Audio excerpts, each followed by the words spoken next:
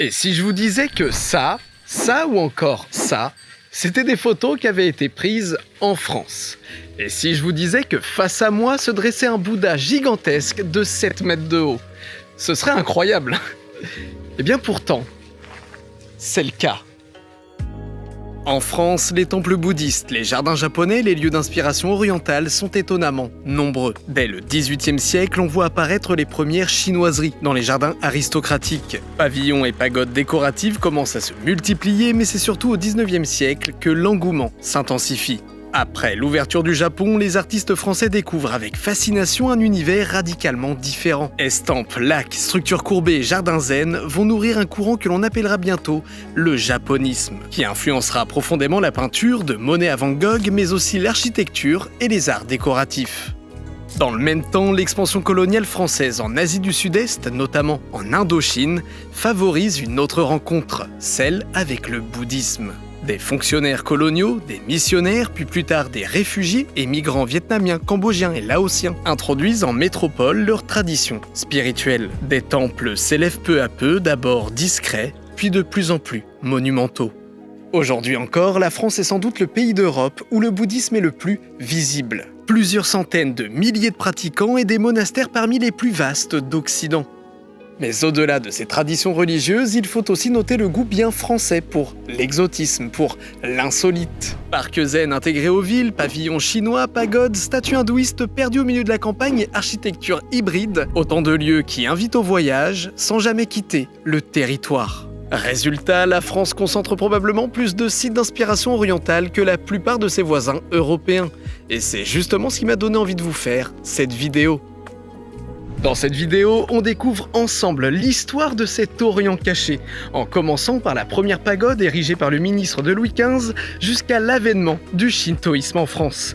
Évidemment, en passant par des jardins, temples et monuments aussi mystérieux que méconnus.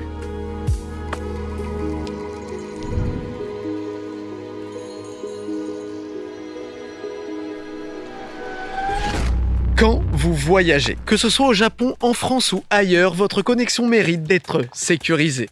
C'est pourquoi c'est CyberGhost VPN qui m'accompagne pour cette vidéo. CyberGhost, ça chiffre votre trafic, ça masque votre adresse IP et surtout, ça sécurise vos données. C'est un outil essentiel quand vous utilisez Internet sur des Wi-Fi publics, que ce soit des hôtels, des cafés ou même des aires d'autoroute. Un véritable bouclier numérique, surtout si, comme moi, vous passez votre temps sur la route, votre temps à voyager. Mais l'intérêt de CyberGhost va plus loin. Avec plus de 11 000 serveurs dans plus de 100 pays, vous pouvez changer de localisation virtuelle en un seul clic. Ça veut dire que, oui, vous pouvez accéder au contenu japonais ou coréen de Netflix, Disney+, ou Prime Video. Ou même si vous préparez un vrai voyage au Japon, vous pouvez comparer les tarifs de vol et d'hôtel selon les pays. En vous connectant d'un pays où les prix sont plus bas, vous pourriez même découvrir des offres qui sont invisibles et même inaccessibles en France. L'application est simple, rapide et disponible sur tous vos appareils, que ce soit ordinateur, smartphone, tablette ou même Smart TV. Et avec un seul abonnement, vous pouvez protéger jusqu'à 7 appareils en même temps. Et en ce moment, profitez d'une offre exclusive, moins 83% et 4 mois gratuits, ce qui revient à 2,03 € par mois. C'est satisfait ou remboursé sous 45 jours, alors n'hésitez plus. Merci CyberGhost, sans vous, cette vidéo serait impossible. Il y a beaucoup de routes, alors merci de payer l'essence.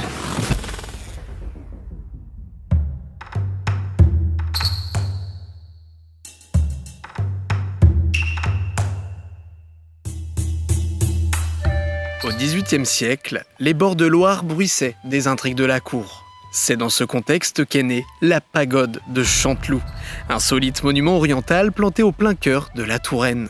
Elle fut commandée en 1775 par Étienne François, duc de Choiseul, ministre tout-puissant de Louis XV, tombé en disgrâce et exilé sur ses terres d'Amboise.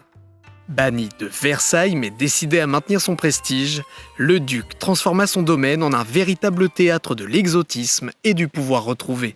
Dans le vaste parc de Chanteloup, il fit ériger cette tour haute de 44 mètres, composée de 7 étages superposés. On la baptisa pagode, clin d'œil à la mode du temps pour l'Orient, mais aussi symbole de sagesse et d'élévation spirituelle. Car à cette époque triomphe le goût des chinoiseries, ces fantaisies architecturales ou décoratives qui imitent la Chine sans la connaître vraiment. Plus rêve d'Occident que véritable architecture asiatique, la pagode de Chanteloup n'a de chinois que son inspiration lointaine. Une silhouette exotique coiffée d'un toit à volets superposés, mais sans les courbes, les couleurs vives ou les décors sculptés des vraies pagodes d'Extrême-Orient. Mais certains y ont vu un défi, une sorte de tour de résistance, dressé comme un pied de nez à Versailles, un manifeste pour rappeler que l'influence du duc ne mourrait pas avec son exil. À l'époque, les chinoiseries commencent à envahir les jardins aristocratiques. Mais aujourd'hui, il n'en reste plus beaucoup. Il y a la pagode de Chanteloup, juste derrière moi, mais aussi le pavillon de Cassan, édifié quelques années plus tard dans le Val d'Oise, et encore quelques années plus tard, la tour chinoise d'Épinal, dans les Vosges. Mais contrairement à ces deux autres monuments, la pagode de Chanteloup fait très... structure hybride. Et d'un autre côté, rien de plus normal. On a un bâtiment qui est fait en France, avec ce que les Français pensaient à l'époque de la Chine. À l'époque, les gens ne revenaient pas de Chine avec des photos précises des temples qu'il y avait là-bas. Donc, ce bâtiment est en fait un héritage, un témoignage sincère de ce que les Français projetaient sur la Chine à l'époque. Ce n'est pas un bâtiment de l'Orient, mais un bâtiment qui représente le fantasme de l'Orient de l'époque. Ce qui fait qu'on a un bâtiment qui n'est pas vraiment chinois, mais pas vraiment français non plus. Oh, c'est magnifique. Ah, à l'intérieur, putain, c'est... Waouh. Aujourd'hui, si les fastes de Chanteloup ont disparu, la pagode demeure. Solitaire, incongrue, comme surgie d'un autre monde. Sa silhouette orientalisante au cœur de la vallée des châteaux de la Loire intrigue autant qu'elle émerveille. Car gravir ces 149 marches, c'est non seulement découvrir un panorama exceptionnel sur la Loire et la forêt d'Amboise, mais aussi marcher dans l'ombre d'un ministre déchu qui rêvait d'immortalité. Oh, c'est haut. Wow, c'est très très haut.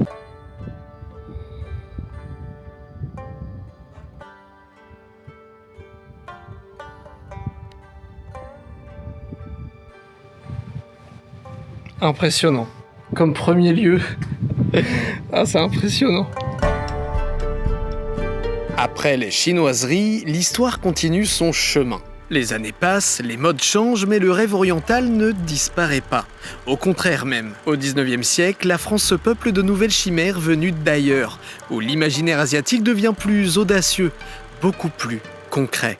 Et cette concrétisation, elle commence avec un facteur. Ferdinand Cheval, en 1879, ramasse une pierre lors de sa tournée, puis une autre encore. Pendant plus de 30 ans, il bâtit un chef-d'œuvre. Son chef-d'œuvre, le palais idéal dans la Drôme. Mélange de temples hindous, de pagodes et même de cathédrales, son palais incarne le rêve d'un Orient fantasmé, sculpté par un homme qui n'avait jamais voyagé. Quelques années plus tard, à Paris, une autre pagode surgit, mais cette fois-ci pour abriter les fastes de la modernité. Le cinéma pagode, construit en 1896 par un riche homme d'affaires comme cadeau extravagant à son épouse au cœur du 7e arrondissement. Édifiée comme une véritable maison japonaise avec ses toitures recourbées, ses dragons sculptés, ses boiseries, ses paravents peints, elle transporte le visiteur à Kyoto dès le seuil franchi. Mais derrière ce décor oriental ne se cache pas un temple, mais une salle mondaine très vite transformée en cinéma. Car ici, l'Orient n'est plus le rêve bricolé d'un artisan solitaire. Il devient un spectacle en soi. Un décor flamboyant mis au service de la nouvelle fascination du temps, le 7e art.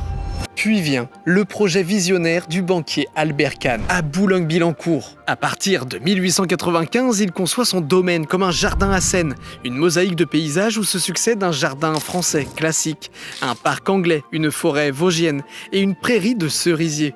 Mais la pièce maîtresse surgit 3 ans plus tard, le jardin japonais, inauguré en 1898. Construit en 2 temps, il prend d'abord la forme d'un véritable village japonais. Maison traditionnelle, pavillon de thé, pagode, édifiée par des artisans venus spécialement du Japon. Puis quelques années plus tard, c'est carrément un sanctuaire qui est ajouté. Mais c'est au tournant du XXe siècle que le japonisme va enfin connaître son apogée, avec le plus grand jardin japonais d'Europe, le chef-d'œuvre Maulévrier dans le Maine-et-Loire.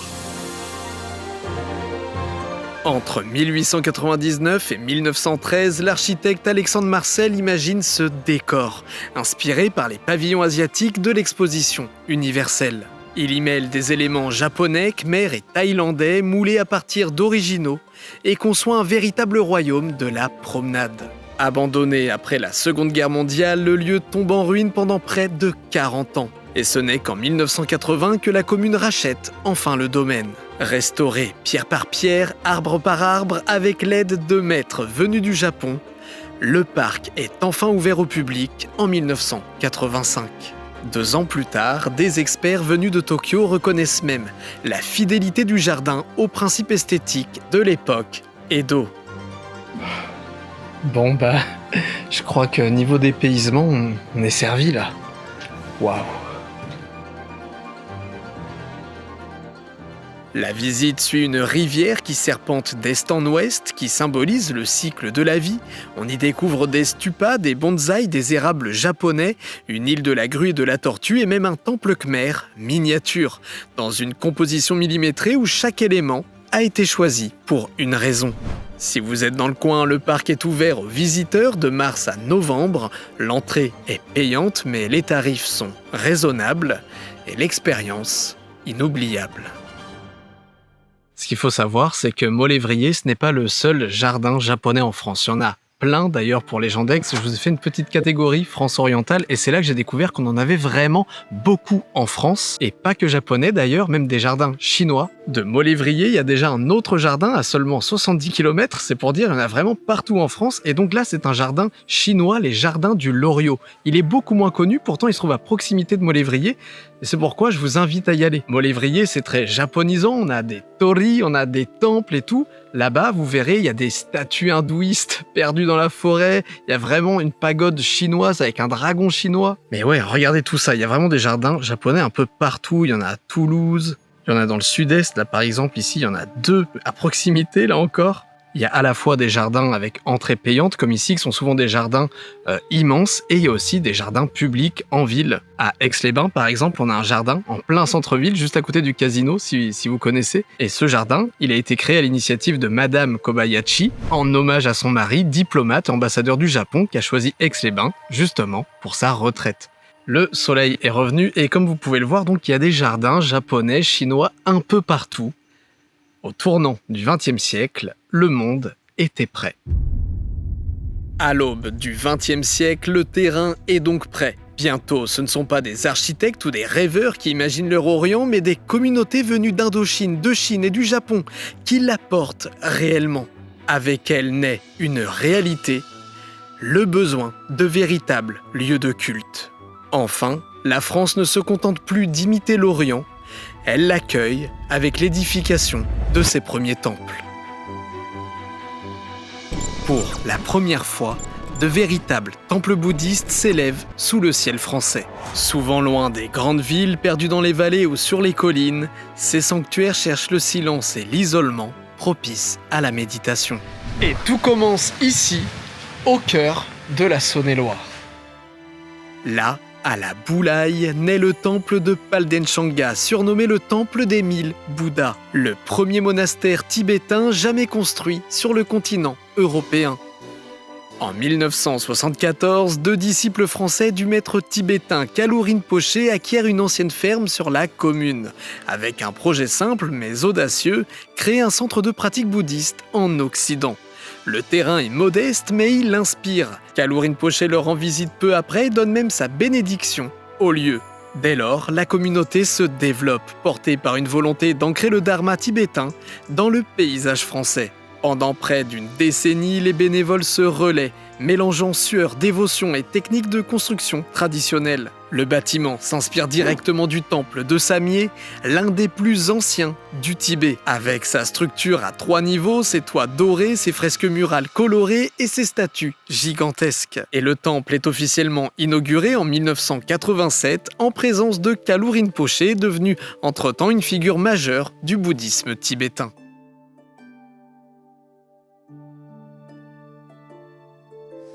L'endroit est magnifique, mais vous le reconnaissez peut-être, c'est là où justement j'ai fait mon 5 théories sur Bouddha. Il y a déjà 1 an de ça. J'ai vécu en Saône-et-Loire pendant quasiment 5 ans. Et d'avoir ça ici, au cœur des vallées comme ça, c'est un bijou, quoi. Et de se dire que ce temple date de 1974, que c'est le premier temple bouddhiste de France, c'est impressionnant. Si vous êtes dans les parages, venez sur place. En 1975, Rinpoché pousse le bouddhisme plus loin, de la Saône-et-Loire jusqu'aux vallées de Dordogne où il y fonde Dakpo Kagyu-ling, un sanctuaire d'études et de transmission, appelé à devenir le centre-mère du bouddhisme tibétain en Europe.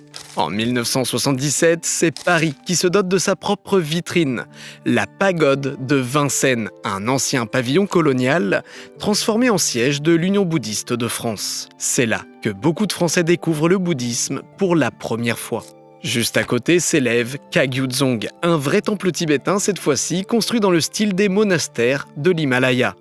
L'un sert surtout de symbole officiel, l'autre est un lieu vivant de prière et de rituels. Mais dans les années 80, les Vietnamiens, exilés après la guerre, bâtissent eux aussi leur propre pagode, souvent modeste certes, mais authentique.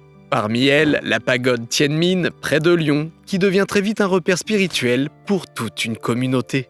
Au même moment, en Savoie, l'Institut Karma Ling prend vie dans une chartreuse abandonnée. Un vaste monastère chrétien avec ses cloîtres et ses chapelles, reconverti en sanctuaire bouddhiste. Perdu au cœur des Alpes, ce décor improbable devient l'un des lieux les plus insolites d'Europe, où les prières tibétaines s'élèvent désormais à la place des offices catholiques.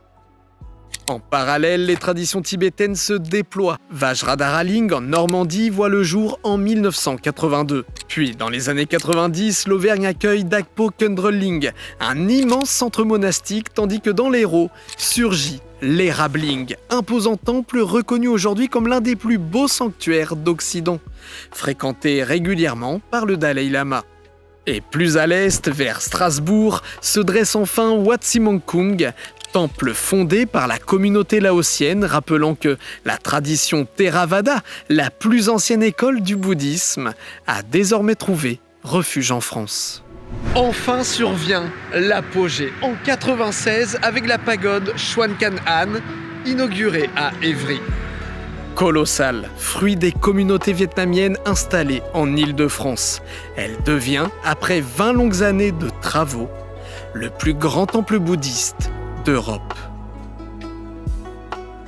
Plus qu'un monument, le lieu s'impose comme un symbole, celui d'un bouddhisme désormais enraciné bien au-delà des rêves et des jardins, dans le paysage spirituel de la France.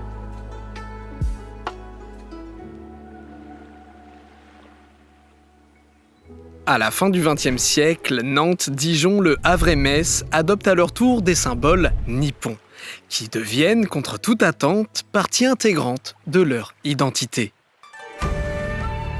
À Nantes, tout commence au cœur de l'île de Versailles. En 1983, on y construit la maison de l'Erdre, inspirée des pavillons de thé japonais. Toiture basse, large baie vitrée ouverte sur le paysage, matériaux sobres et un jardin zen intérieur propice à la contemplation.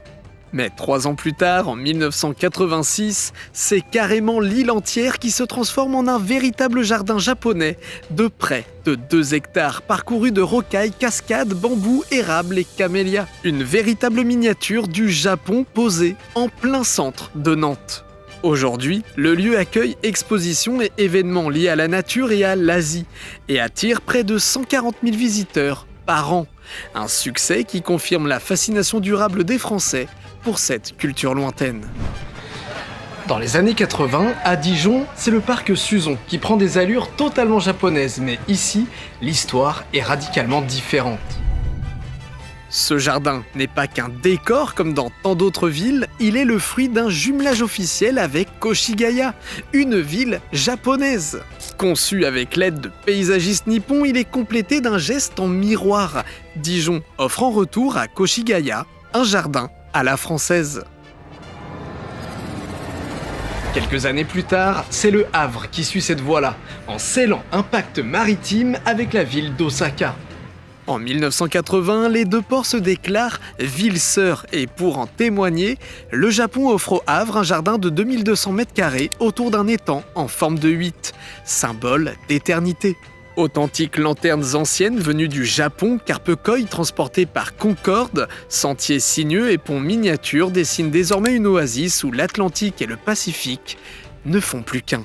Et puis enfin, à Metz, surgit peut-être le symbole le plus inattendu.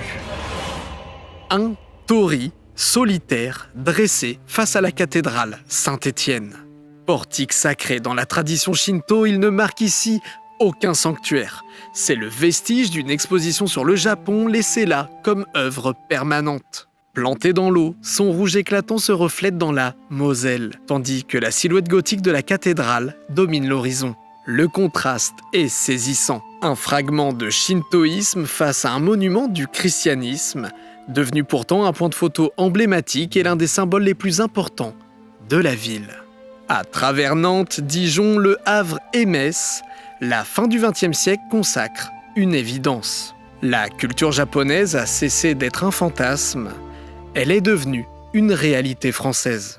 D'ailleurs, depuis tout à l'heure, quand on parle de temple bouddhiste. Mais qu'en est-il du shintoïsme, la spiritualité japonaise par essence?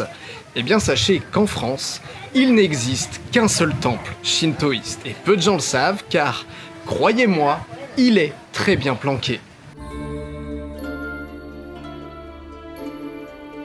Pour le trouver, il faut plonger en pleine Cambrousse, dans l'Yonne, et emprunter des chemins à moitié perdus, étroits, à travers les champs et les forêts.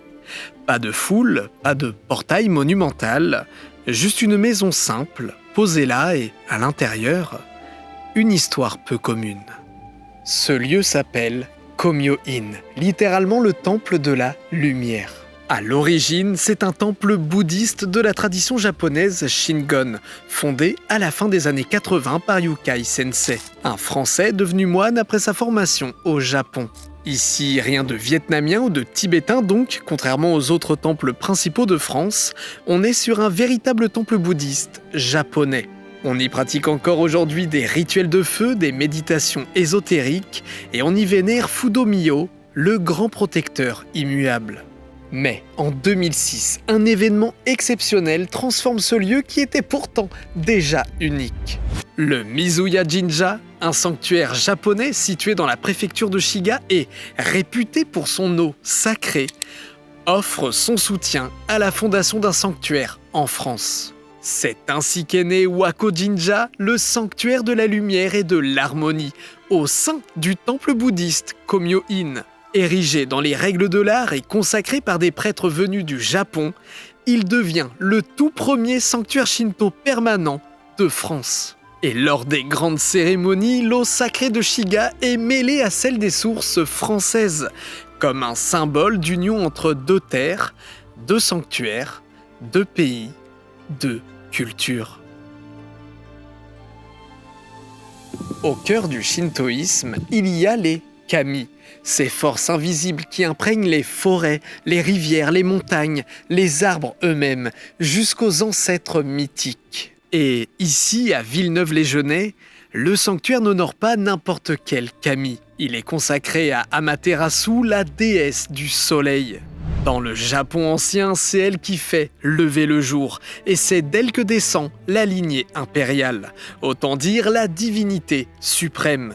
Et là, c'est étrange de se dire qu'elle veille sur une contrée bien loin de l'empire du soleil levant.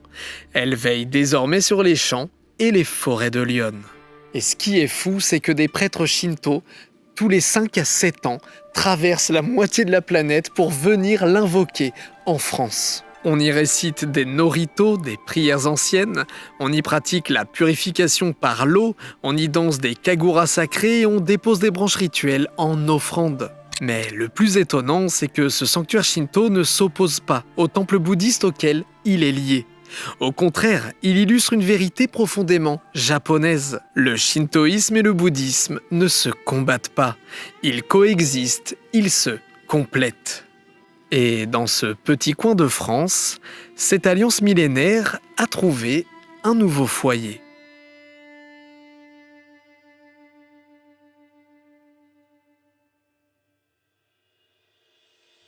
Et me voilà, donc, face à ce Bouddha de 7 mètres de haut, en pleine campagne d'Auvergne, là où on a commencé cette vidéo. Quand on ne connaît pas l'histoire orientale qui s'est jouée dans l'ombre des derniers siècles, cette statue monumentale peut réellement surprendre. Mais maintenant que vous la connaissez, peut-être trouverez-vous, comme moi, que ce Bouddha doré est parfaitement à sa place ici.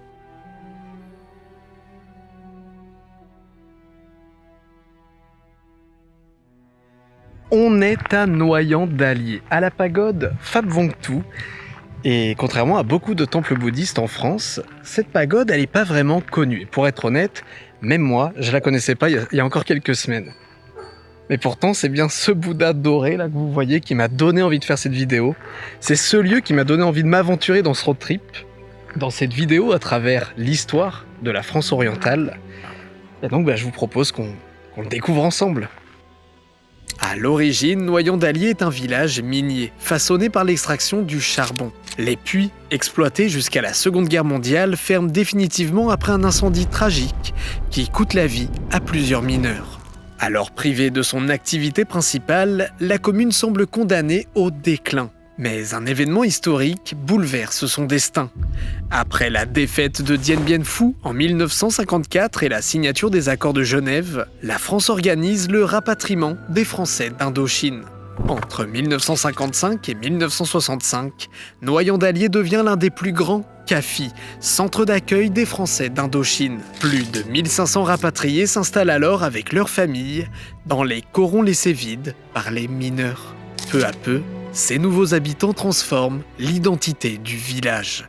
Marchés parfumés, cuisine exotique, fêtes traditionnelles, nouveaux prénoms, un véritable petit Vietnam prend racine au cœur du Bourbonnais. 15 ans plus tard, la communauté bouddhiste, devenue majoritaire, fait le souhait d'édifier un lieu de culte adapté à la population. La première pierre de la pagode Phap Vong Tu est posée en 1982 et l'édifice est inauguré dès l'année suivante.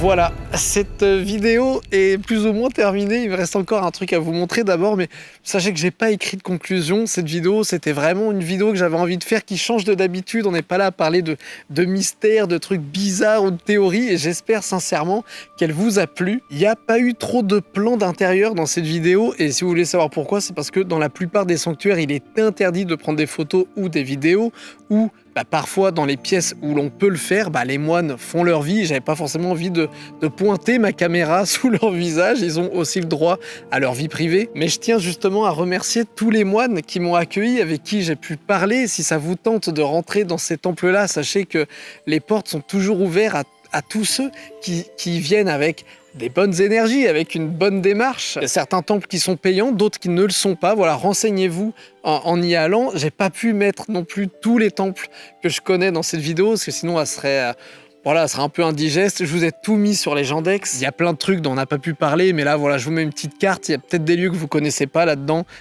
Si vous n'êtes pas loin, allez-y si vous voulez approfondir votre soif de bouddhisme ou de shintoïsme ou d'hindouisme, ou juste si vous voulez être au calme dans un parc zen. Et d'ailleurs, la carte que vous voyez là, c'est la carte de tous les lieux que j'ai trouvés, mais je suis sûr qu'il en existe d'autres encore. Quand on pense à la France, on pense avant tout, et c'est bien normal, aux églises, aux abbayes, aux cathédrales.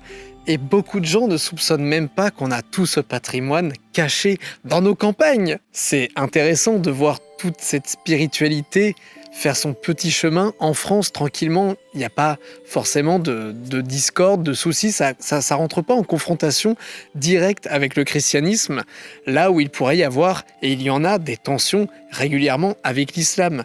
Ici, on est sur un sujet, je trouve, qui choque moins les Français. Et je trouve même que, comme je disais dans l'intro, les Français ayant un goût pour le Japon, pour la Chine, et ce depuis des siècles, ce patrimoine un peu étrange qui n'a rien à faire en France, il a plus tendance à nous émerveiller qu'à nous refroidir ou qu'à nous effrayer. Mais certains diraient que puisque ces temples ne sont pas en confrontation directe avec la doctrine du Christ, forcément que ça ne crée pas de tension au sein du paysage spirituel français. Au Japon, le shintoïsme et le bouddhisme ont pendant très longtemps fait un ensemble. Et je me demande si, dans un avenir plus ou moins proche, c'est ce qui arrivera à la France. Il y a un proverbe connu au Japon qui dit qu'il y a 2 fois plus de croyants que d'habitants, parce qu'en fait, chaque habitant est un peu bouddhiste et un peu shintoïste. On dit aussi qu'un Japonais naît shintoïste, qu'il se marie chrétien et qu'il meurt bouddhiste. Là-bas, les traditions, les spiritualités, les religions se mêlent et se démêlent au fil de la vie. Et peut-être que c'est ça le message à retenir. Un torii face à une cathédrale, un monastère chrétien qui devient sanctuaire bouddhiste. Ces religions font désormais partie du patrimoine français et surtout elles cohabitent avec nos anciennes croyances. Alors, peut-être que là je veux dire n'importe quoi, mais qui sait, peut-être que dans quelques décennies, quelques siècles, on dira qu'un Français né chrétien se marie bouddhiste et meurt shintoïste. Qui sait ? Ce serait intéressant de voir cette vidéo dans ne serait-ce que 50 ans, voir si les choses ont évolué, ont pris de l'ampleur d'ici là. Je vous rappelle que le temple des 1000 Bouddhas, il n'est là que depuis 1974. Alors, qui sait de quoi sera fait l'avenir, spirituellement ? Bref, je sais pas où je vais avec cette conclusion, je sais même pas si je vais la garder au montage, mais en tout cas, ce que je vais garder au montage, qui n'était pas du tout prévu, c'est la pagode Van Han. La pagode Van Han, c'est le seul temple bouddhiste de l'ouest de la France. Et je l'ai découvert totalement par hasard en sortant justement de mon tournage du jardin de Nantes. Et ce lieu donc n'était pas du tout prévu dans la vidéo puisque je ne connaissais pas son existence.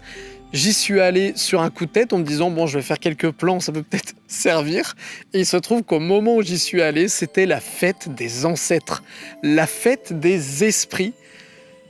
Et j'y étais accueilli tellement les bras ouverts. Je remercie tous ceux que j'ai rencontrés là-bas. C'était une fête vietnamienne, les gens étaient en famille là-bas et pourtant je suis arrivé un peu comme un cheveu sur la soupe et pourtant j'ai été accueilli à bras ouverts. On m'a parlé du lieu, de comment il avait été construit, de ce que les gens faisaient. J'ai même participé au rituel, c'était un sacré moment, c'était un merveilleux moment et c'est pourquoi j'ai profité à fond. Ces images, elles sont dans mon cœur. J'ai pas pris ma caméra avec moi pour tout le long de cette journée là-bas. J'ai pris quelques plans tout de même au début et je vais vous laisser avec ça pour finir cette vidéo. Ça me semble être... J'ai plus de lumière. Vous avez vu que le panneau LED s'arrêtait en même temps, donc voilà, c'est nickel. Tournage à l'arrache, ça faisait longtemps. Voilà, je vous laisse avec de belles images et de belles musiques. J'espère que vous avez kiffé cette vidéo. La bise.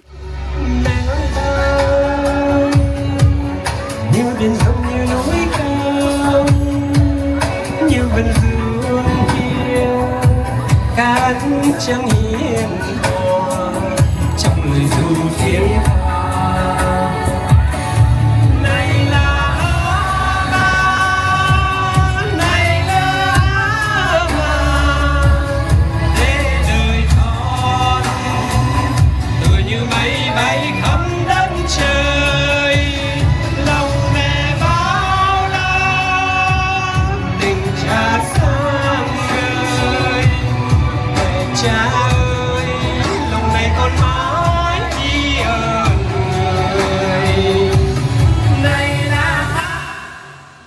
Salut, la vidéo est pas terminée. En fait, je viens de monter la vidéo, celle que vous venez de voir, et il existe un Bouddha de 16 mètres de haut. En France, hein. Du coup, j'ai l'air con avec mon Bouddha de 7 mètres, et surtout, j'ai l'air con de même pas l'avoir mentionné. J'ai le seum. J'ai tellement le seum. Après, je vous avais dit qu'on partait sur une ère, sur la chaîne totalement naturelle. Bah voilà, quoi de plus naturel que de vous avouer que j'ai oublié ce Bouddha. Ça me fout le seum, ça me saoule. Mais promis, si je passe dans le Nord, parce qu'il est dans le Nord, on ira le voir ensemble. J'en ferai une vidéo juste, on ira le voir. C'est pas possible, ça me saoule de l'avoir loupé. Voilà, si vous êtes encore là, mettez en commentaire que Didi c'est pas grave, c'est pas la taille qui compte. Voilà, allez, merci CyberGhost VPN d'avoir permis à cette vidéo d'exister. Je vous rappelle, CyberGhost VPN, c'est le meilleur moyen pour vous protéger sur les réseaux publics. C'est votre anonymat, votre sécurité sur Internet qui est en jeu. Et en ce moment, profitez d'une offre exclusive. 4 mois gratuits, moins 83%, ce qui revient à 2,03 € par mois. C'est satisfait ou remboursé sous 45 jours. Alors, profitez-en. C'était Didi. La bise!